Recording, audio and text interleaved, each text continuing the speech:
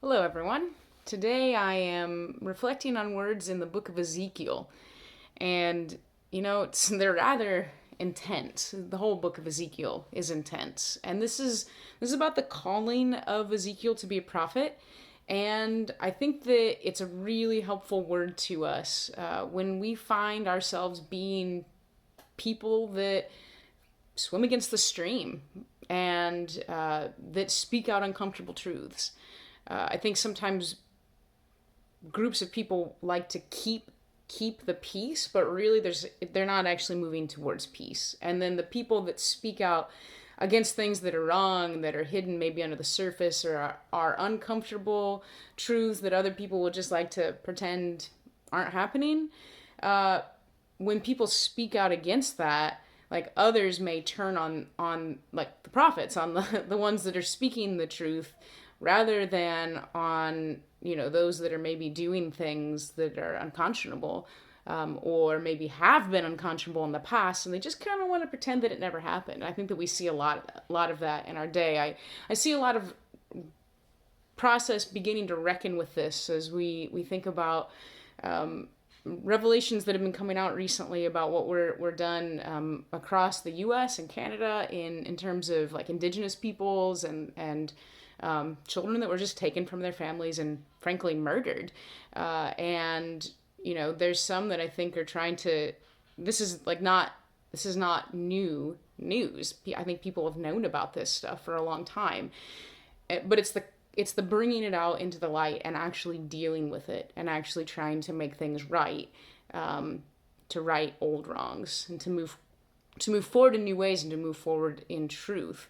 But then there are many who just want to close chapters. This happens with racism in our country, with the history of slavery, the way that we treated our own indigenous communities here in the U.S. And there's lots of things in our past and in our present that we want to paper over and pretend didn't happen, so that we can just kind of move forward. And usually that works for those of us who are privileged, but for many other people, there's like a weight of past sins and struggles that hold them down and weigh them down. And unless we can deal honestly with these things and deal with the true memory of the past, then we're not really able to move forward in the present. And that's essentially what's happening here in Ezekiel. So I'm going to read Ezekiel chapter 2, beginning in verse 1. He had just seen this grand revelation, terrifying revelation of God himself coming kind of in a fire and chariots and everything else. But here's what it says. So he said to me, "Son of man, stand up on your feet, and I will speak to you." He's on his face because he had seen God. And as he spoke, the Spirit came into me and raised me to my feet. It's kind of like he couldn't do it on his own. And I heard him speaking to me. He said, "Son of man, I am sending you to the Israelites, to a rebellious nation that has rebelled against me. They and their ancestors have been in revolt against me to this very day. The people to whom I am sending you are obstinate and stubborn. Say to them, this is what the sovereign Lord says, and whether they listen or fail to listen, for they are a rebellious people, they will know that a prophet has been among them. And you, son of man, do not be afraid of them or their words. Do not be afraid, though briars and thorns are all around you, and you live among scorpions. Do not be afraid of what they say, or be terrified by them, though they are a rebellious people." I believe that refrain is something that we're supposed to hear. A rebellious people, a rebellious people, a rebellious people, obstinate, stubborn, up to this very day. There's a pattern here. God is saying, I need to address this deep root of rebellion in the people who are supposed to be called by my name, who are supposed to be different from the other nations. So don't be afraid of them, even though it's like you're surrounded by scorpions, by briars.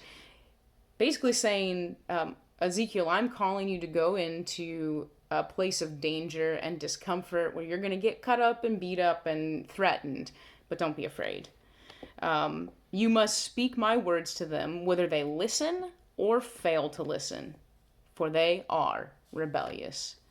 It reminds me that when we're swimming against the stream, it does, even though God's hand is with us, even though we're not supposed to be afraid, it doesn't mean that there's going to be results, that when we speak the truth, that everyone's just going to turn and do what God says now and leave their obstinance and their stubbornness. That didn't even happen with Jesus.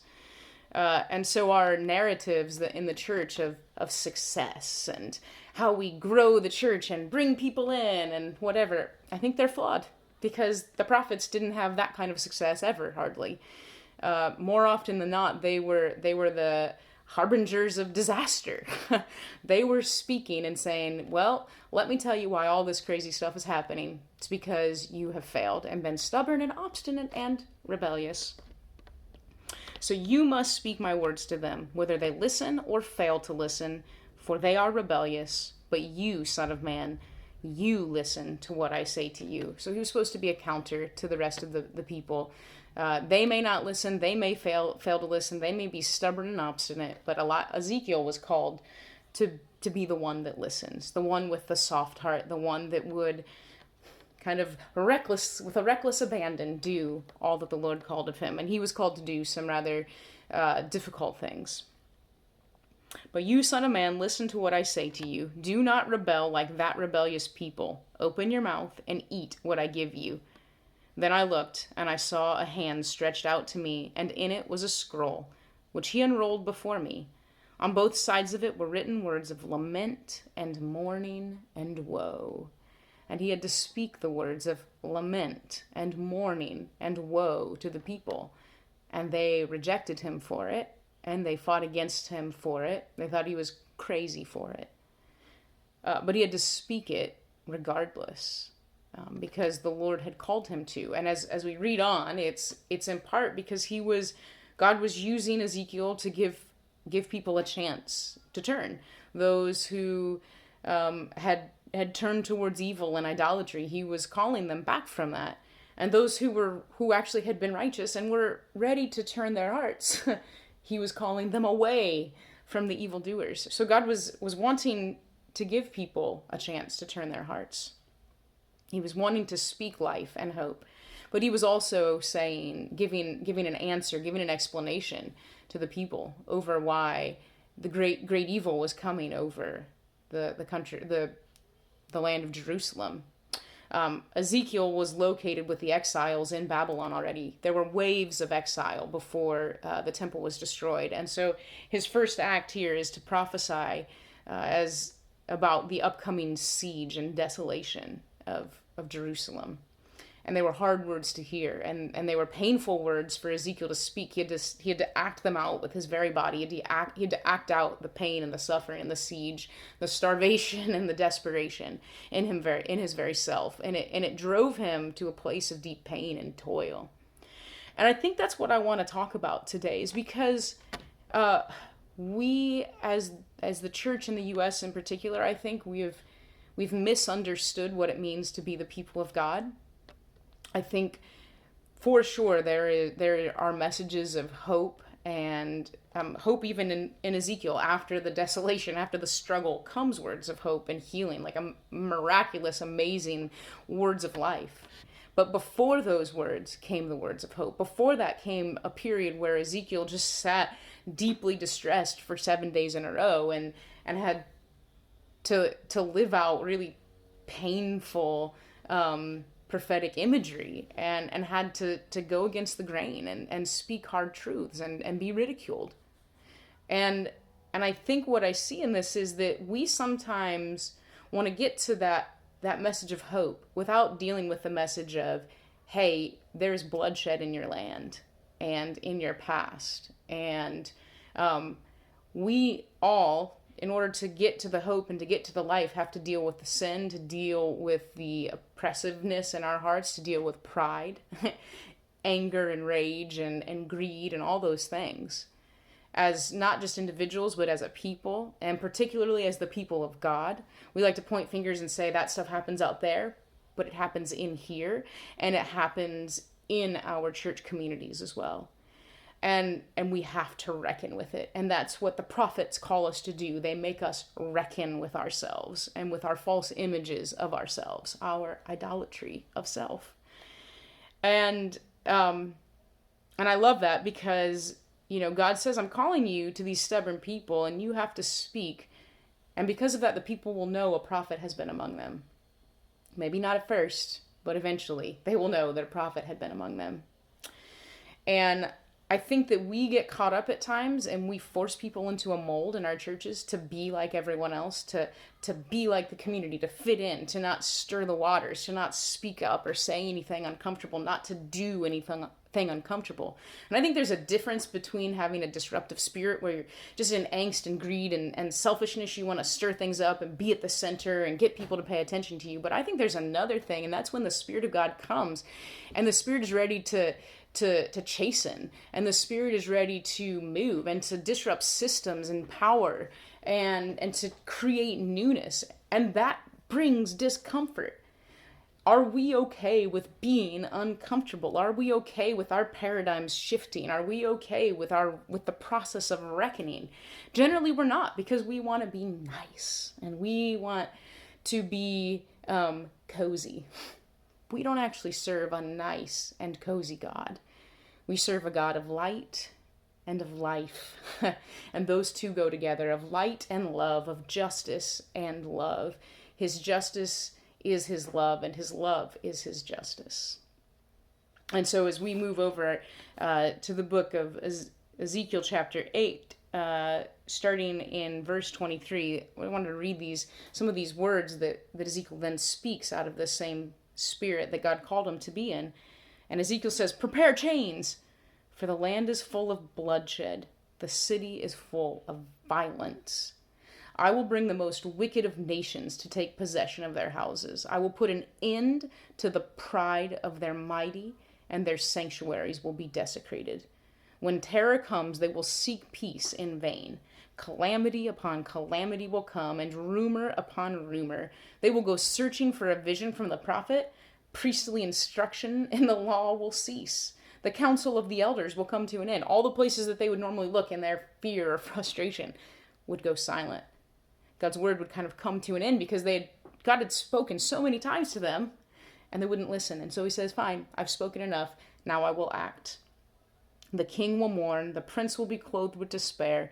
The hands of the people of the land will tremble." And here's the verse I want to get to. "I will deal with them according to their conduct, and by their own standards I will judge them. And then they will know that I am the Lord." And as I look through these verses, their standard was one of violence and bloodshed and pride. And God reminds me of Jesus saying, "Those who live by the sword will die by the sword." The Israelites, for a long time, even though they touted being the people of God, they were living by the sword. And ultimately, God allowed them to die by the sword for the purpose of chastening, so his people could be who his people were meant to be. But there had to be that prophetic role. And it happened many times through the Old Testament into the New Testament, and it happens today, where the unpopular prophets, not just individuals but communities, arise and they go against the flow, and they say things that people don't want to hear, and they do things that people don't want to hear, and they ask people to reckon with themselves, and people very often push them away. They sting them like scorpions, or they cut them like briars. And we have put a premium on being nice, of being successful, and of fitting in the church these days. And that's got to stop. Because if we're going to be who we're called to be, what we have to be is people that speak what is true and do what is right and oppose the violence and the bloodshed and the pride in our land. And we oppose those who rage, go after power for the sake of power, and who are selfish. And we teach our own people, starting with our own communities, to be like Christ, to be like God himself, humble, full of steadfast love, slow to anger, full of compassion. That is the God we serve. And that is the people we should be. But it doesn't mean that we don't speak what is right or true. We can be both of those things at the same time. Ezekiel was. Jesus was. Who will we be? I don't know. But may we choose the right models to go after, and may we be moved every day by the Holy Spirit. Don't be afraid for people to think that you're not nice, because niceness is not in the Bible. Kindness is, mercy, compassion, and love. But those things also have to interact with justice, with truth, with righteousness. May we hold it all together, the fruits of the Spirit inside of us, as we give ourselves over daily to the living God who wants to take all of us and turn us into his image in this world. May it be in us. May you be well. See you later, friends.